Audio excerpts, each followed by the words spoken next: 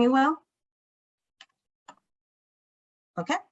Welcome, everyone. My name is Michelle Burris, and I am honored to be your moderator for today's event. From educators, environmentalists, and union leaders, we are here today to convene champions of economic justice in the manufacturing sector. Today marks the 4th day of Black History Month, and current events have ensured that we reflect on the pressing economic issues that are directly or indirectly affecting all of our lives. This past Wednesday, the Economic Policy Institute published a report and found that although Black workers have an opportunity to earn $5,000 more per year in manufacturing than in non-manufacturing industries, Black workers continue to bear the brunt of underrepresentation in this sector, and it was found to be associated with globalization. This past Tuesday, Forbes magazine highlighted the fact that compared to predominantly white institutes of higher education, historically Black colleges and universities are underfunded by at least $12.8 billion over the last 3 decades. Today marks an official campaign for ensuring HBCUs receive equitable investments through research and development and through federal legislation, such as the Americans Compete Act of 2022, HR 4521, which just passed the House today. And we must ensure that Black workers are upskilled in the manufacturing sector. We have been fortunate to hear President Biden's commitments to the manufacturing sector. In his words, "We are finally building an American economy for the 21st century."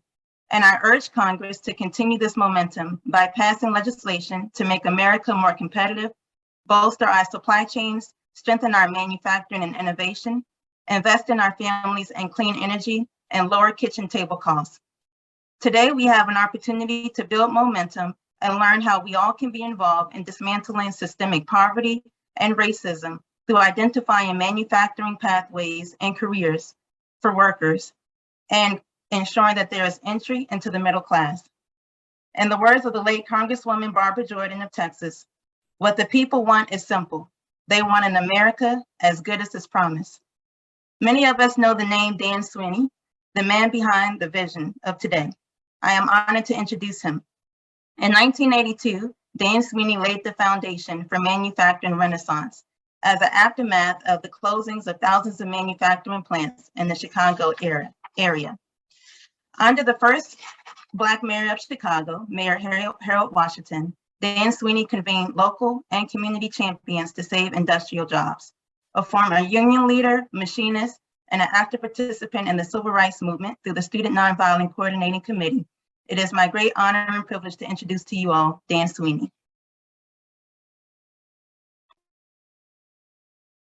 Dan, you have to unmute, please.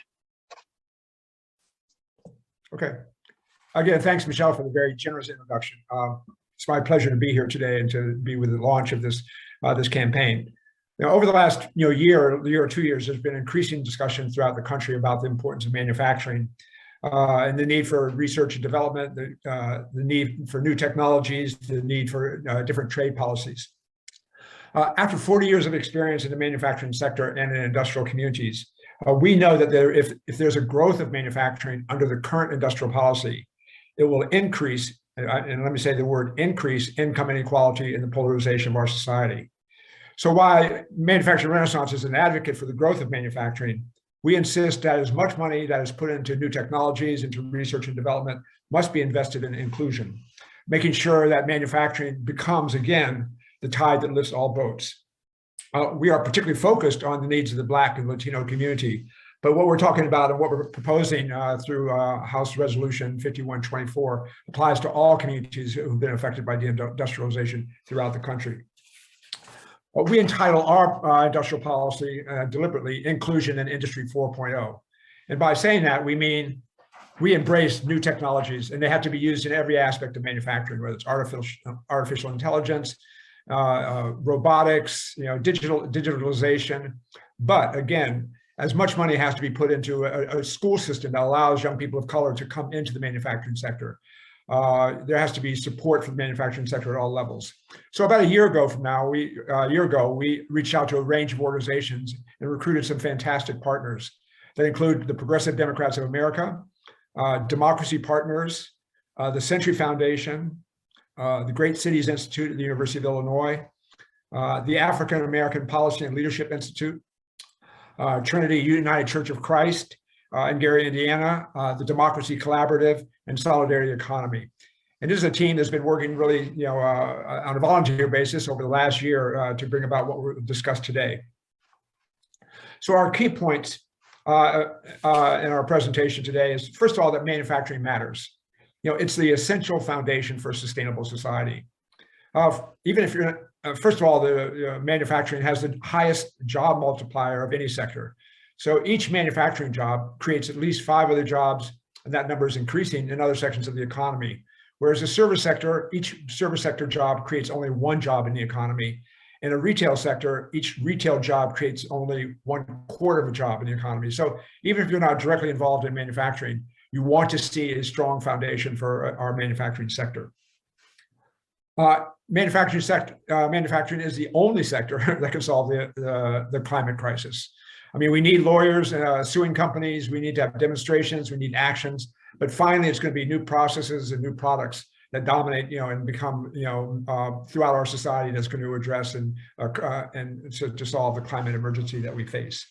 And there are other reasons of the value of manufacturing as an important sector, because it brings young people of all kinds, of all ages, into thinking of new products, of making new products, of hard creative work in teams. So manufacturing really builds not only financial capital, but also builds social capital in a way that no other sector really does.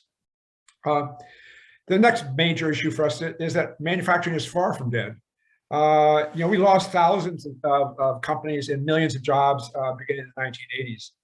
But it, in large part, happened because of Wall Street seeking the highest return in the shortest amount of time and basically functioning like a slumlord in the housing market. In other words, abandoning the policies of long-term thinking and appropriate use of technology that followed for the previous century, and going into a get-rich-quick scheme that, in fact, cannibalized the very companies that often created. And then also government was passive and complicit in this process. So our approach is, and then today we are suffering the benefits of that. And in the 1960s, manufacturing represented about 27% of GDP. Today, it represents 11% of GDP, about the same as the West Bank and Palestine, and it's declining. So we have to get about the job, and what today's session about, Ben, is about how do we begin to rebuild our manufacturing sector? How do we return it to maybe 25% of GDP over the next 10 to 15 years? And how do we make sure that all of our residents, in all of our communities participate in the growth of manufacturing? One way we can get engaged is by, first of all, addressing the challenges that manufacturers face. First of all, these challenges become real opportunities of building a sustainable society. First of all, there's a perception that I described that manufacturing is dead, and that simply has to be challenged. Manufacturing's changed. Many of our low-skilled jobs went offshore, and they're not going to come back. But high-skilled jobs, what we call advanced manufacturing, is now present. It's strong, and it can become stronger by our efforts.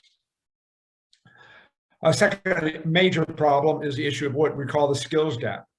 Today, literally millions of manufacturing jobs throughout the country are going unfilled because we have a school system, a public education system that has become disconnected from the needs, the possibilities, and the opportunities that exist inside the manufacturing sector.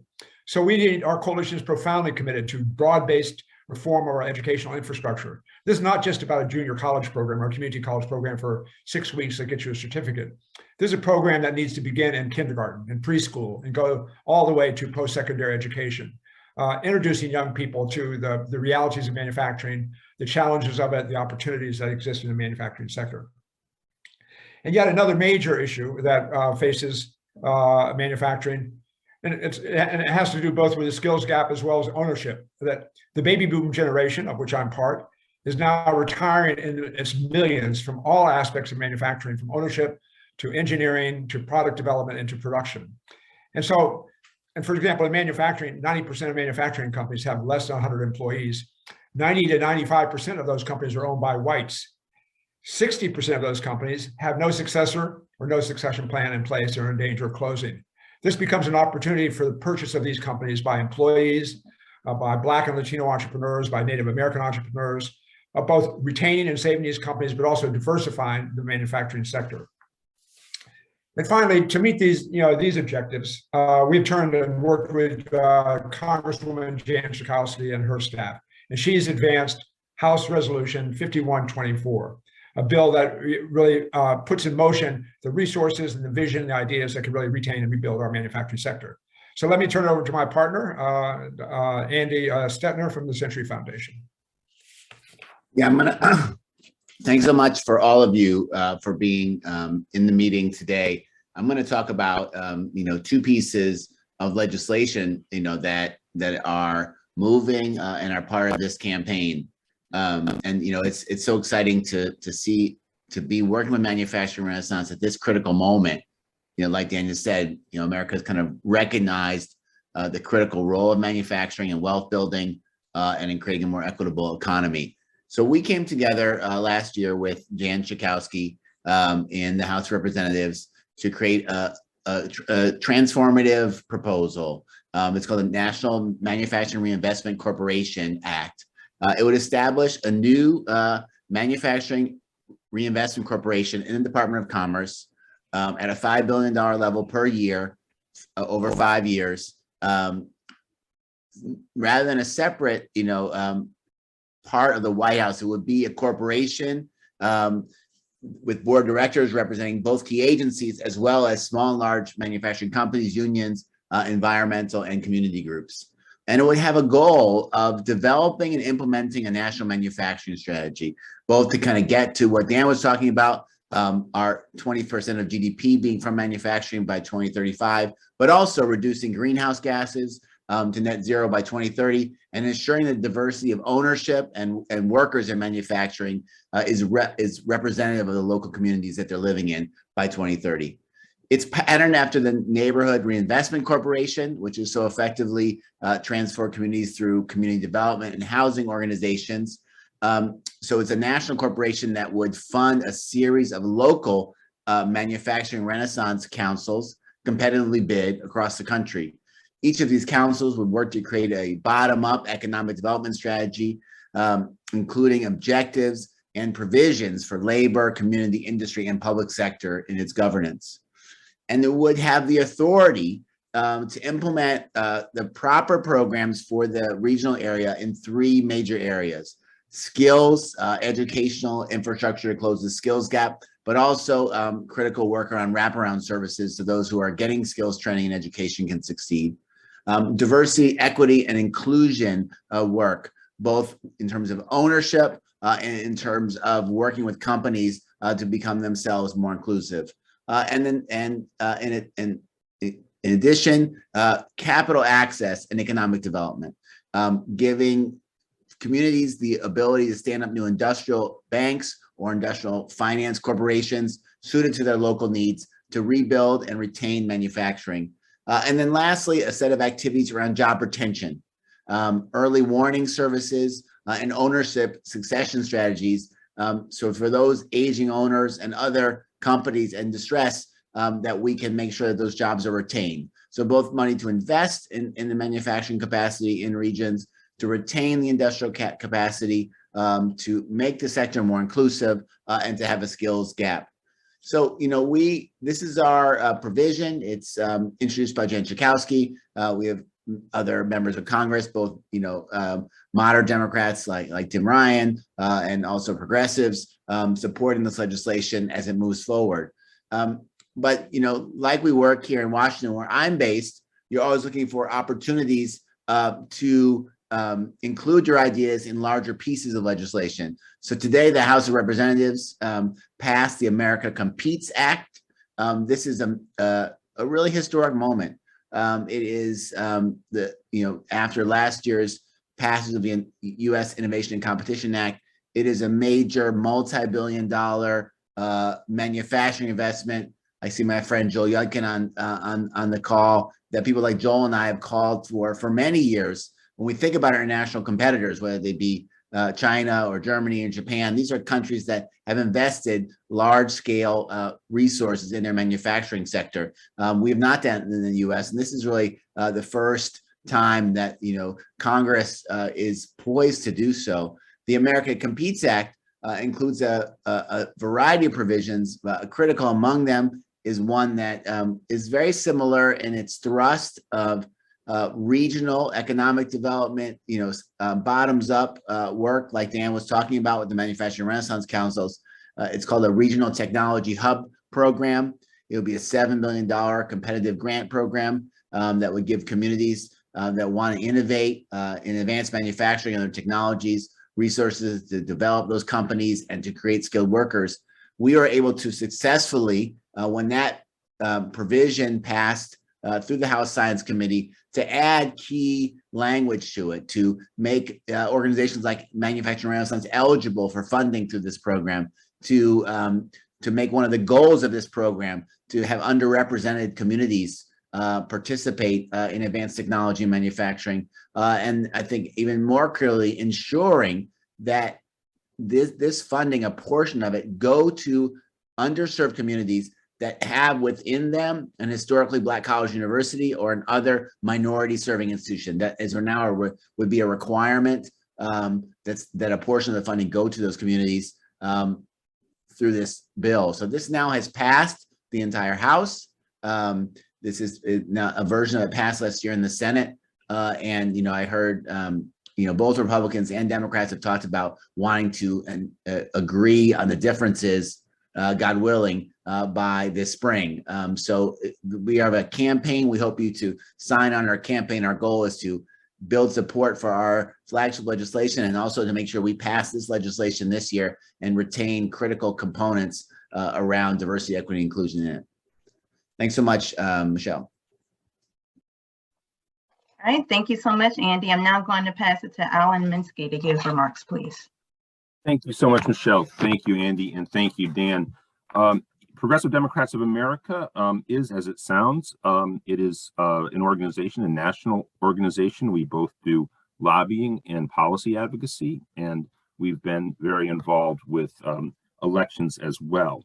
We're a little bit older than some of the national progressive organizations in the country, but as the executive director of PDA, when I heard about Dan's work and the work of Manufacturing Renaissance, and we had the opportunity to partner with them and other people who are so knowledgeable about U.S. manufacturing, like Andy's been on the team for so long, and all of the team that's on our steering committee, I jumped on it. And there are a few reasons why this is so absolutely essential to PDA's project moving forward, which is that the environment and also the question of the popularity of progressive politics among younger Americans and a disconnect between the sort of program that is advocated for by progressives and U.S. manufacturing and the actual creation of social wealth and of jobs. And so, if you do raise the subject to progressives, they will embrace the idea of boosting up U.S. manufacturing, of economic inclusion along the lines that Dan and Andy are talking about, also transforming education, but it simply has not been on the radar screen. It does not make the top 5 talking points when you really just let the progressives go without any interference. It may not even make the top 10 talking points, and that simply has to change.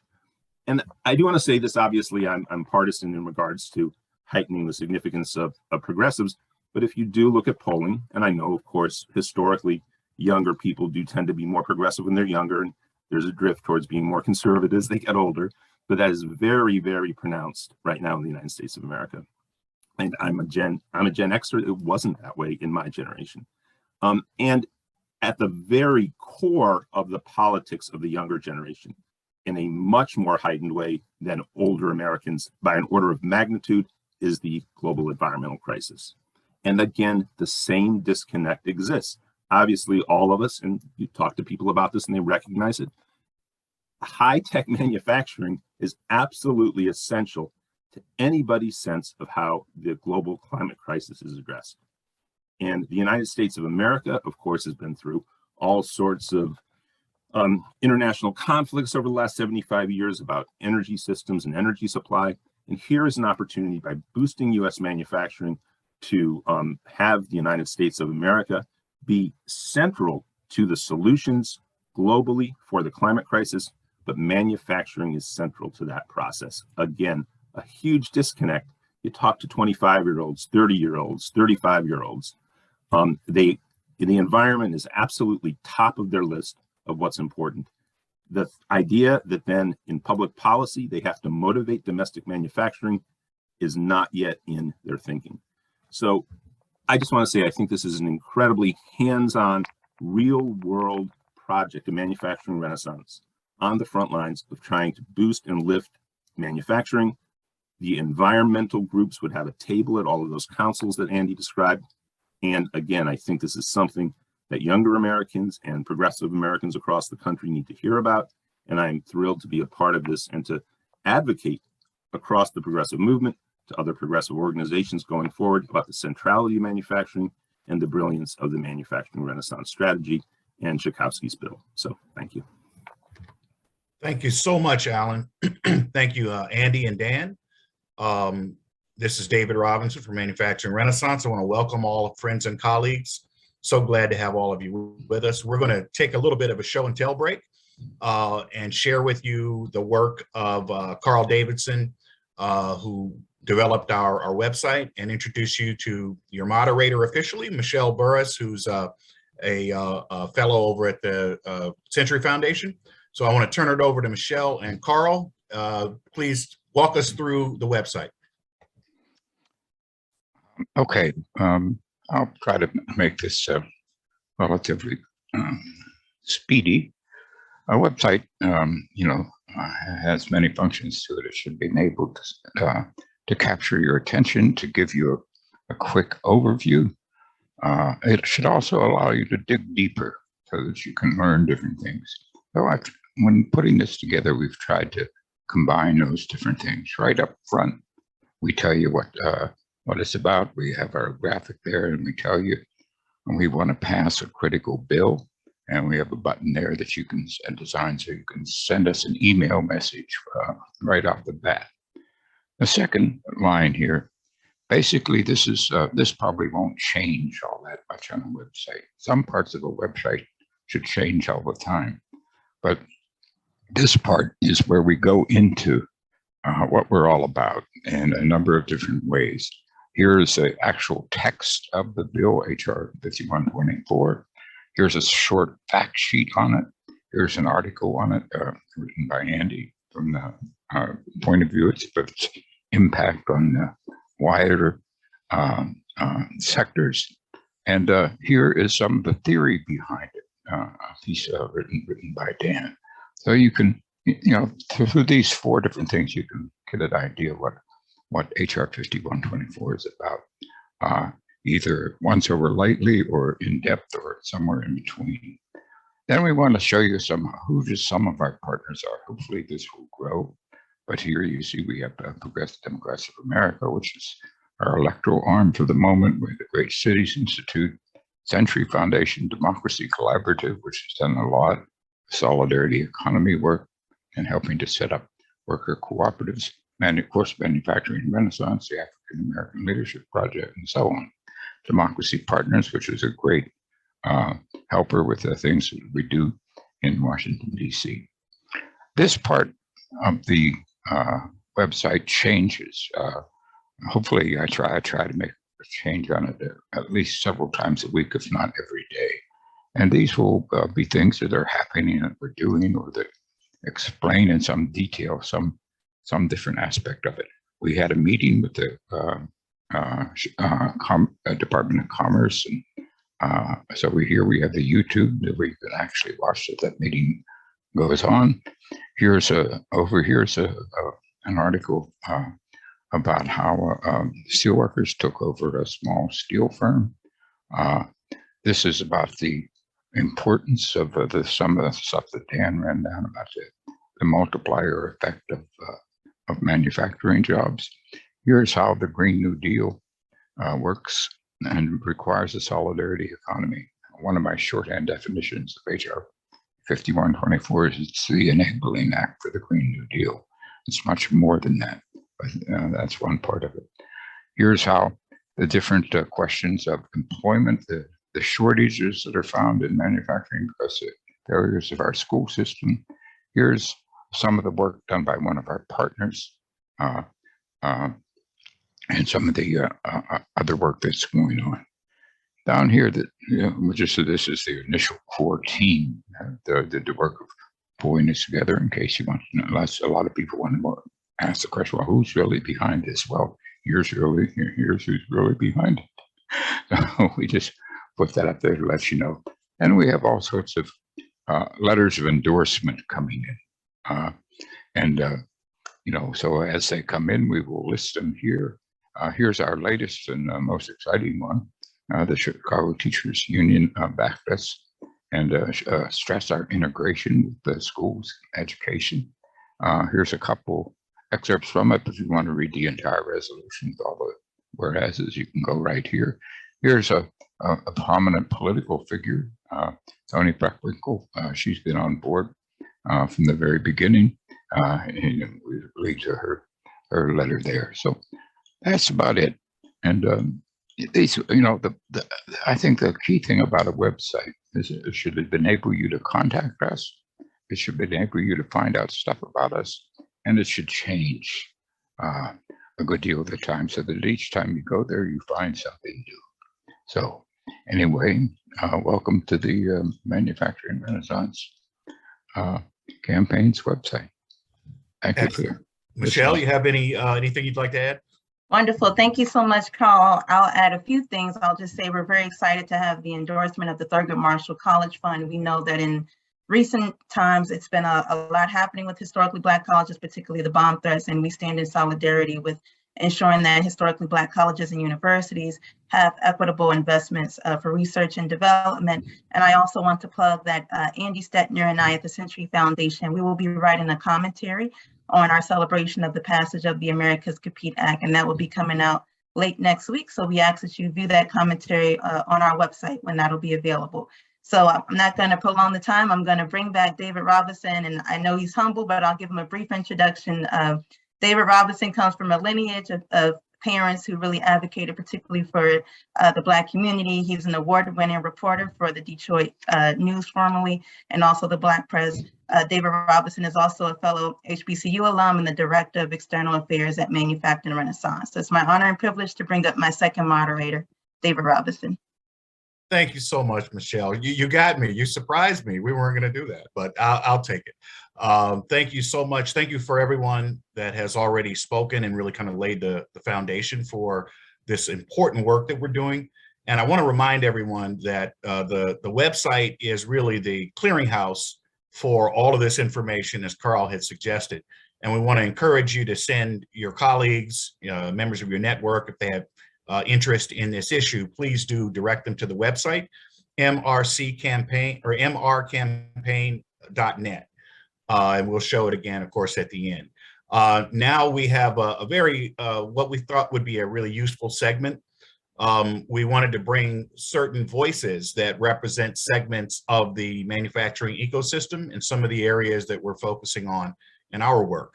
And I want to, we thought that we'd ask a question, and the question essentially is, why is this work in this bill important? And we want our respondents to respond to that from the perspective that they represent. And we have a very, very exciting and august panel of folks that are going to respond to that question, beginning with Carmen Curet. And Carmen is the Executive Director of Chicago Teachers Union Foundation. And for over 20 years, she's been committed to working with youth-focused organizations to create workforce development strategies, emphasizing programs that will benefit youth in the long term. Today, she proudly serves as a board member for our own Manufacturing Renaissance. And Carmen, I just want to say thank you for all the work that you guys do. And hello, Mike. Good to see you. Mike Moriarty has joined us. And they've been tremendous partners from the very beginning and very supportive of us. And now here we are at a moment that can really bring resources. So Carmen, I pose that question to you. Why is this this bill and this work important? I think well, first of all, thank you for the introduction, but for me, as a CPS graduate, a Chicagoan, it's important because, and a Latino woman, it's important for me because we're talking about communities that are underserved as a resource and not the problem. We often look at our communities, Black and Brown communities, as problems. They're not the problem. The problems are policies, outdated thinking, greed. So this bill, this process that we're going through really highlights how resourceful our communities are. And as the executive director of the Chicago Teachers Union Foundation, I really think education is critical to this. And I do agree with Dan that this doesn't need to just start in college. It needs to start as early as possible in the educational system. As the executive director, we are committed to getting the support not only of the Chicago Teachers Union to pass the resolution on Wednesday, but we'll be going to the American Federation of Teachers and the Illinois Federation of Teachers. And we anticipate we will be, they will also, run a resolution through their process to support this. We've also committed to working with Dan and his team to take this resolution to the city council, using our own political power, our own political status, and help move this through the Progressive Caucus and different politicians that often are very disconnected from our communities. So that's my answer as a graduate of CPS, as the executive director of the Chicago Teachers Union, and as a woman of color. I think it's important to start seeing our communities as resources and not the problem. Outstanding. Well said. Thank you so much, Carmen. And thank you for just bringing the full force of Chicago Teachers Union and your relationships to bear on this, because that's what we need to really kind of get the attention of Congress. So thank you so much. And I want to remind everyone there will be a very brief Q&A segment directly after our speakers, so that if you're thinking of anything or you have questions, please do kind of queue them up and we'll try to get to you right after the speakers make their remarks. I'm going to break away a bit from the live, and we had reached out to Congresswoman Jan Schakowsky and Congressman Danny Davis to join us, but they are both in the middle of course, things on related to the Hill. So I reached out to another legendary legislator, former State Senator Alice Palmer. She has worked with Manufacturing Renaissance and is on the leadership committee for Chicagoland Manufacturing Renaissance Council. She's a PhD, Northwestern, former educator, and also happens to be a lifelong activist and advocate for things like this. And she sent this to us. For years, I worked with urban youth and I served in the Illinois State Senate. I would have strongly supported and promoted this advanced manufacturing bill. A late friend called the era we are living through an axial age, an age that requires new energy, new imagination, and resistance to failure. Young people stand at the crossroads in this age. One path leads to possibilities, the other toward futility. We must pass the advanced manufacturing bill to help our youth take the path of possibilities. So I want to thank Dr. Palmer for sharing those quick remarks with us. And without further ado, I want to kind of go back to you, Alan, and have you speak to this from your activist, environmentalist perspective. And you gave us some great kind of overarching comments with respect to the bill and so on. I want to hear from you, Alan, about the environment, answering that question from your perspective. Unmute, please. Rephrase the specific question. I get why this work and this bill are important from your perspective. Well, I mean, on the environment, and I realized when I finished my remarks with specificity, why is it that a new round of somewhere in the earth, right, somewhere in in some countries are going to pick up a large amount of new production, manufacturing production, because of the necessity of the transformation of our energy systems. And that's because there are obviously a number of new non-carbon emitting energy sources that are being developed, and pretty much every one of the major economic groupings in the world, whether it's East Asia, the European Union, or the United States of America, North America, they're incentivizing the production of renewable energies as well as forms of hydrogen fuel. And all of these require new infrastructure, and some of it requires, in the most clearest sense in people's minds, a whole new range of manufacturing around not just solar energy and wind, but also in storage and the remaking of our grids, and maybe a change in the way the grid structure operates. These are huge, massive, manufacturing projects, and to anchor them in the United States of America, again, if one wants to think about things in the way that it's not common again for progressives, but to think about it even in a patriotic way, and the idea of global competitiveness in the economy, and to try to heighten the power and strength economically of the United States of America. I mean, nothing could, even geopolitically, and also economically, it would be so advantageous for the United States. And of course, everybody knows this about the United States in manufacturing. Geopolitically and economically, our hand's been weakened by the diminishing of our manufacturing sector. But this now really cuts to the core of those matters. Again, just a way of looking at it, putting, let's say, our Bismarck hats on for a second. We're trying to think about the world in the way that foreign policy advisors do. And that environment is, this is an absolute emergency. And it's a very complex technological transformation that has to take place. And also, transportation is the largest single emissions sector in the United States economy. And we clearly need a massive transformation of how we get ourselves around society. Things like high-speed rail. I mean, you look at the investment of China, that's an unbelievably massive manufacturing project that they did. They developed the world's largest high-speed rail system in the world in about the last 13 to 14 years. The United States has, I think, 0 miles of high-speed rail that's on the level of what they have in that Chinese system. The Acela train in the Northeast Corridor is the best we got, and it is way beyond the technology that they have there. Now, there's all sorts of, reasons, but that we have barriers to the production of it here, and the Chinese Communist Party can just green light it. Well, the way we're going to have to do that in the United States of America is with structures like Manufacturing Renaissance has. And this bill. Right. Exactly the bill. Right. Yeah, exactly. Thank you so much, Alan. Alan and I have great conversations about this and many other things related to this. And it's been a real pleasure, I think, all of us working together to move this forward.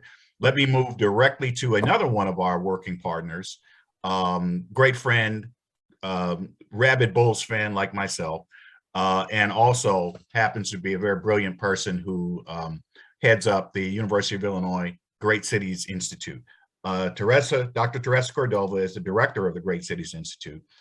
She is the co-author, along with Matthew Wilson, of a series of reports on youth joblessness, and she has discovered manufacturing as one of those spaces that we might be able to actually solve some of these issues. So I pose the question to you, Dr. Cordova, why this bill matters and why this work matters. Thank you so much, and good afternoon, everyone. Well, manufacturing was once the largest sector of the economy in many regions of the country. The processes of economic restructuring that began in the late 1970s resulted in deindustrialization that left behind massive numbers of jobless residents and disinvested neighborhoods that continue to display the legacy of that decline. In the aftermath, the population that once had a high concentration of their workforce in manufacturing have found themselves in a changing economy where most occupations are becoming increasingly technical and require high levels of education or training. But after its long period of job loss across the end of the 20th century and the beginning of the 21st, the manufacturing sector has in recent years started to show stability and potential for growth emergence. And we agree completely with Ellen about the importance of manufacturing and the role that it can play in addressing global climate catastrophe. But with that growth and potential in mind, our campaign seeks to promote the significance of the manufacturing sector and its potential to meet the needs of the jobless in particular jobless Black and Latino young people who have not received any post-high school education. Underpinning this perspective is the belief that disinvested communities deserve access to quality jobs with good wages, and the manufacturing sector, through inclusion, has the potential to provide avenues to promote those goals. We know that regions that experience severe losses of manufacturing jobs, for example, experience high rates of youth joblessness. Those rates are chronic, they're across multiple generations, and they are concentrated. In Illinois, for example, among Black men ages 20-24, the rates of out of school, out of work youth can be as high as 70% depending on the neighborhood or the regions. Literally, generations of young people in these regions are at stake, as well as the economies themselves. With net negative out-migration and work becoming more technical and educationally intensive, employers across the nation are citing labor shortages that is preventing businesses from expanding. These factors, combined with an aging workforce, position the next generation of workers as an integral part of the economic future of both Illinois and the nation. Enticing the disaffected worker into the labor force to address any labor shortages must involve extensive access to education and training, opportunities for advancement, and adequate wages. With more time, I would also talk about the ways in which we save money by investing in these skills and training, because not doing so causes not only impacts on taxpayers, but all the services that are on the tax base, but also on the services that we need to provide. It's already been mentioned about the importance of robust succession planning, and particularly when, as Dan pointed out, such a high percentage of particularly worker-owned, or excuse me, small, relatively small manufacturing companies, for example, don't have any succession plans. But how best to pursue some of these needs? A strong national industrial policy that includes strong partnerships with local Renaissance councils that know local landscapes and can connect people, policy, and opportunities is the reason why we wholeheartedly support this campaign and this legislation. Thanks, David. Thank you, Teresa. So a powerful, evidence on why this is truly important. And just a comment before I go to the next person, a lot of my career in nonprofit and working in city government and so on revolved around programs and policies to try to change the economic conditions in Black and brown communities and other communities that had suffered from deindustrialization. One of the byproducts that we're beginning to see is youth violence and increasing violence out there. And anecdotally, the programs, some of the programs that we offer directly train young people, and we take them all from wherever they're from, we take them.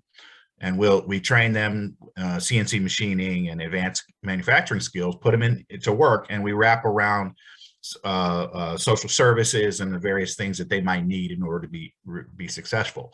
And what we've learned is that that anecdotally speaking, the opportunity to leave the life, as they call it, and do something positive and build a middle class, career and life has a direct impact on the reduction of violence and the activity out there. So part of this bill isn't just industry and environment. This is about people in the community that need this help in order to live better lives. It's really simple when you break it down. So without further ado, and again, thank you, Dr. Cordova, because we talk about this all the time. So I want to, before I introduce our final speaker, I want to read something, acknowledge Dr. Joyce Payne from the Thurgood Marshall Fund and Sean Burns, who had joined us.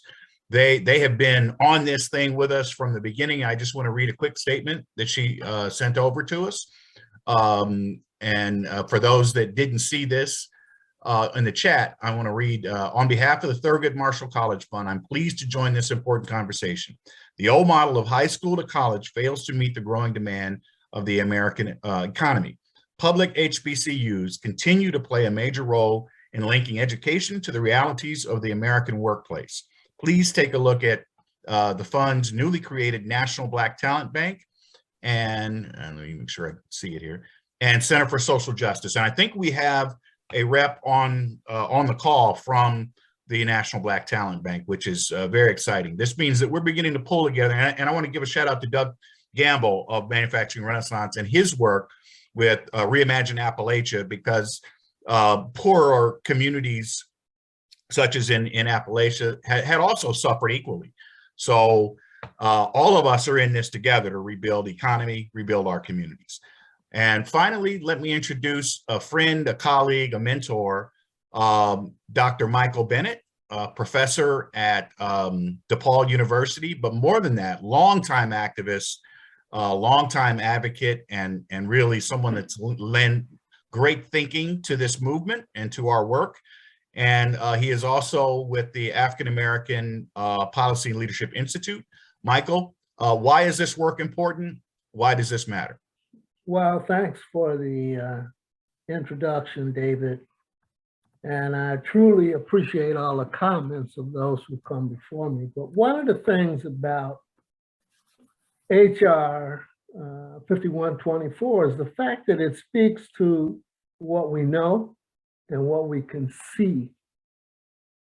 For example, we're clear that the unemployment rate, at least the recorded unemployment rate among Black Americans, is 6.9%. But as I say to my students and colleagues, any of these numbers are underreported, because if we talk about the 6.9% that's recorded, it's not discussing those discouraged workers who aren't among those who are actively seeking but unable to find, which is the formal definition of unemployment. So among African Americans, obviously we have a major issue around unemployment, which of course leads to the poverty rate. And we know that, again, recorded among African Americans, the poverty rate is the highest is 31.8% in Iowa. Right here in Illinois is 26%. But we know again that that's underreported. So HR 5124, when passed, I won't say if, I'll say when it's firmly passed and enacted, will provide resources not only for job training and manufacturing, which Dan and Manufacturing Renaissance knows and does well. It not only provides those resources for training, but as Dan pointed out and reiterated by Teresa, 62% of the ownership of some of these small companies have no succession plan. And this is a way for resources and access for ownership among minorities, Black and Brown, many of whom are working in these industries right now. So what we're basically saying is that here is an opportunity that we can't let get away. HR 5124, and thanks to Representative Schakowsky for championing this, provides us an opportunity for federal resources, and that's what it's going to take. We know that in the public school education, except for those that have targeted manufacturing shop per se that we used to call, isn't existing. And it needs resources and encouragement, and this bill does that. So we know that at the college level, it's been reported that about these Black colleges are underfunded to the tune of about $12.8 billion. So this bill is not just important, but it's essential. This is the time, this is our window of opportunity in terms of a administration that, federal administration that seems to be fully behind our efforts. So we have to be aggressive in making this happen. It provides these resources, and it also is one of these opportunities for equity, inclusion, and encased in an environmental understanding of where our society has to go. So, David, I would say that we need to be firmly aggressive in making this happen. Outstanding. There we are. Marching orders from Dr. Bennett. Thank you so much, Dr. Bennett, and thank you for all the remarks from all the speakers and colleagues. We've gone a little bit over time, but I want to give a little time for one question. If anyone has one question, I think I will get it to the right respondent. Please put it in the chat, and we'll pick it up. And if we don't get one, then we're going to move quickly to on that excellent note from Dr. Bennett, getting everybody fired up. We're going to try to wrap this up on a high note. And anyone have a question? Okay. Thank you so much. What I want to do is give Dan, founder of MR and really the driving thinking behind much of this work. I'm going to give you a chance, Dan, to do some closing remarks, and then I'll wrap. Oh, thanks, David. And thanks to everybody. I mean, it was a great forum and with great comments that speak truth. So people, like I mentioned, a year ago, we launched this effort with our partners who are present today, and to how can we shape policy? And the question says, how does this really happen? So there are really 5 paths that are sort of parallel and going in the same direction. First of all, we have the bill. And you can read the bill on our website, and you can go through the details, and it's all there. And it's asking for $20 billion to support programs in education and industrial retention and new markets and so on and so forth. Frankly, the bill I don't think will pass as a bill, but it could. It's there. But what it does provide is the overall framework for what we're trying to accomplish and what can be accomplished. The second path towards implementing this bill and the ideas behind this bill is amendments to other bills. And that's, as Andy described, that's already happening where people, because so many people are talking, actually a point I make is that our bill doesn't compete with anybody. We're not going head up against another bill to get our bill placed. Our bill complements what other people are talking about. In other words, there's several bills talking about manufacturing of inclusion. We offer a bill that gets to the details of how does that look in a community and how can this begin to happen in a way that moves everyday people into these situations. So we can amend and be, as we are already with the USICA and with the Compete bill. Third of all is that we can have an executive order from the White House that can really, bypass the legislative process. And we've actually, in this coming week, we've already submitted a proposal to the White House, of a demonstration project in ownership succession and industrial retention, one of our key areas. And we're having discussions with them at the, at a high level about their interest in developing this program in a demonstration project that could begin to illustrate to a broader number of people how this looks. Similarly, we can also influence other departments, like the Department of Labor, the Department of Commerce. It's again are outside the legislative process. And we've submitted a similar proposal to the Department of Commerce, again, on the issue of ownership succession and the acquisition of manufacturing companies by employees and Black and Latino, Native American entrepreneurs. So that's a fourth path. And finally, the fifth path is encouraging each of you to become, begin to build local Renaissance councils or the equivalent, bringing together, leaders from in your local community, from labor, from manufacturers, from the faith community, from community-based organizations who begin to take up this discussion on a local level, both expanding the movement over the long term. I mean, we're talking about a 5 or 10 year effort, but also showing the mass interest and the growing interest of this for this bill to influence people who are making decisions, whether it's in the White House, in Congress, or at the City Council in Chicago. And so we need each of you. First, I want to thank everybody for joining this call. We want each of you to find an organization that you lead, you're part of, or know about, and encourage them to endorse this bill. And that, I mean, we are certainly reaching out to people in Congress, elected officials, but we want local churches. We want a local union. We want a local community-based organization. We want a local manufacturers association. We want a local wing of PTA. We want a local broad base of support. So please, and now's the time. We're all, I think everybody I see on the call, we're all organizers.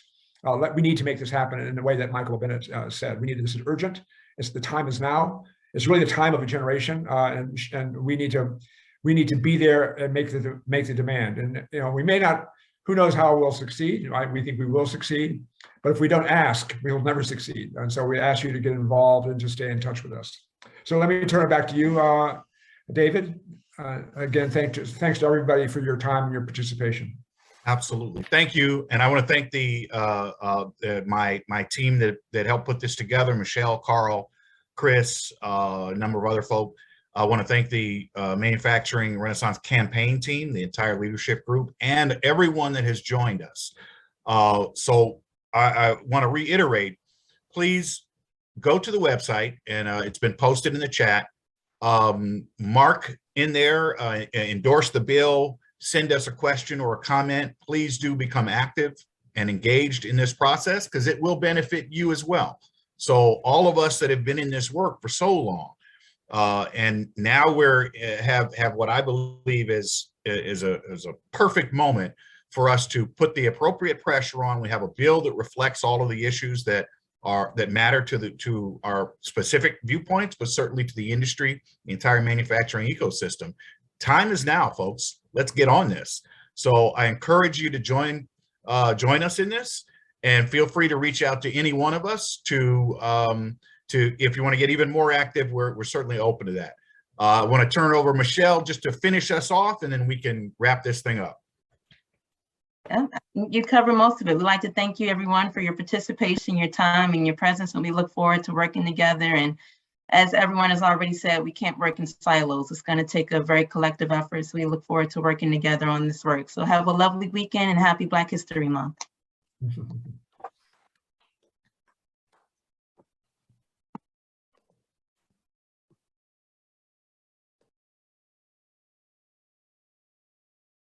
Why don't you stick for just a sec, Michelle?